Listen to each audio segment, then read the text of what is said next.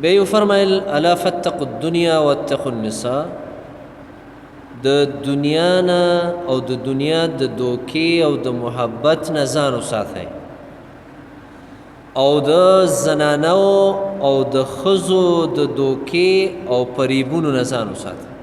دا دواړه ډېرې غټې فتنې دي. بس مخکې خلک هغه په دې دوو فتنو باندې تباه شوي دي، چې یو د مال فتنه ده او یو د شهواني خواهشاتو فتنه ده. او دې دواړو خبرو باندې دې غیر مسلمه خلکو تجربه کړې ده، او هغه دوه خبرې چې هغه د امت مسلمه او د مسلمانانو د تباهۍ ذریعه جوړیږي، دغه دوه لارې اختیار کړي دي او په هغې باندې مسلمانان دوکه کوي. یو د ډالر او د مال فتنه،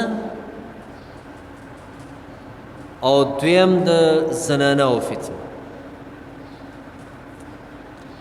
ځکه نبي کریم صلی الله علیه وسلم فرمایلی د هر امت تفاره به یو فتنه وه، او زما د امت فتنه چې ده هغه مال دی. او یو روایت کې راغلی